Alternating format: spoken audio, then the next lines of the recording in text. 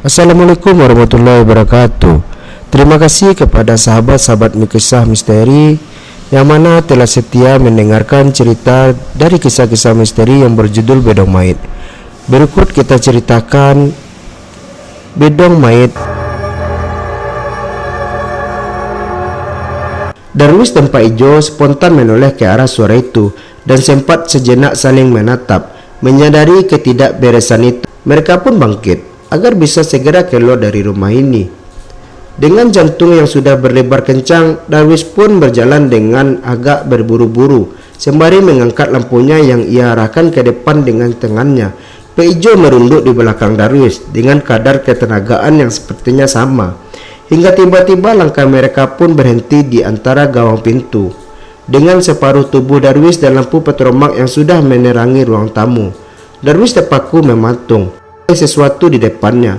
Sadar temannya tiba-tiba berhenti, Pejo yang merunduk di belakang akhirnya menegakkan kepalanya, hingga ia pun seketika menjadi sama terpakunya oleh pandangan sosok ganjil yang telah diterangi cukup jelas oleh cahaya petromak itu.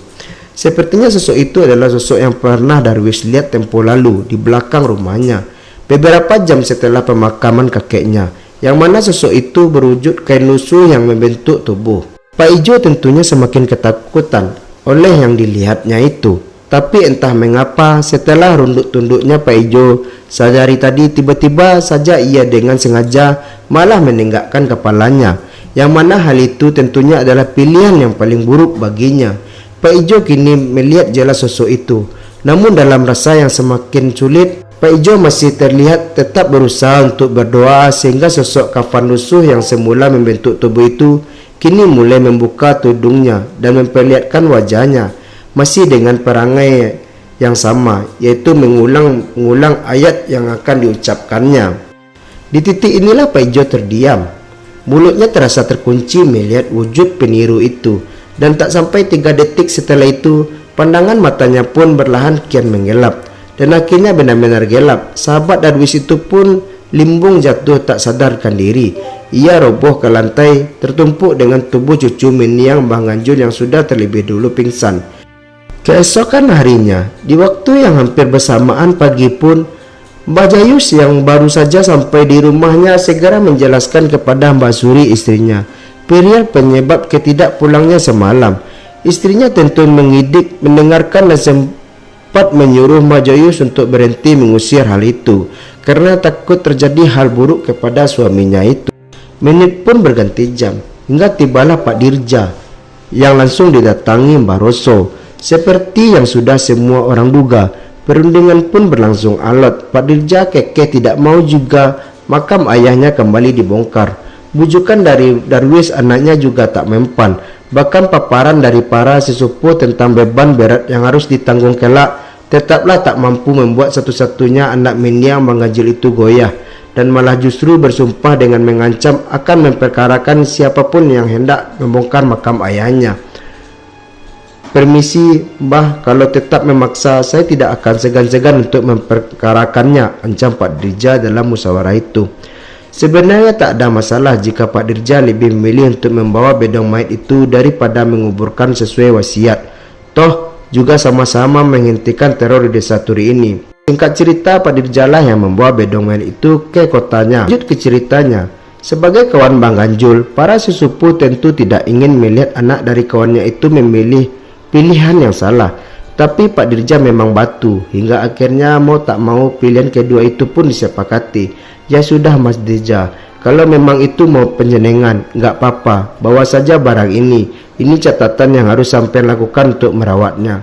Terlepas jenengan percaya atau tidak percaya, yang penting kami sudah mengarahkan. Oh ya, kami minta satu hal, jangan pernah bawa barang ini kembali ke desa Turi lagi. Silakan bawa ke kota lagi. Tinggalkan barang itu di rumah sampean yang di sana. Rawatlah sebagai tanggung jawab atas apa yang sudah jenengan pilih," ucap Bang Gandis detik-detik hari dari musyawarahnya itu. "Nggih Mas, saya sebagai orang yang lebih muda, mohon maaf sebesar-besarnya. Di mata saya, jenengan-jenengan semua para sesepuh tetaplah orang yang selalu saya hormati.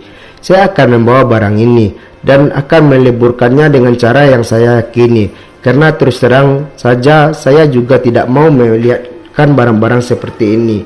Sekali lagi saya mohon maaf. Saya pamit dan titip anak saya Darius sampai nanti saya kembali di acara 40-an hari Bah Ganjul. Pungkas Pak Dirja dalam musyawarah itu.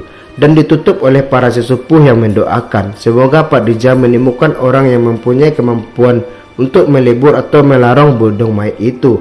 Pada akhirnya, kain rombeng jahanam itu pun tak dikubur bersama Pak Ganjul sesuai apa yang telah diwasiatkan. Hanya karena ketidakrelaan Pak Dirja yang tak mau kalau makam ayahnya kembali dibongkar.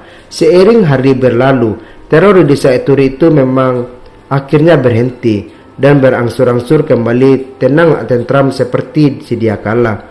Akankah kelak timbulnya PTK baru jika melihat Pak Dirja yang jelas-jelas hanya membawa kain rombeng itu tanpa ada kemauan untuk merawatnya?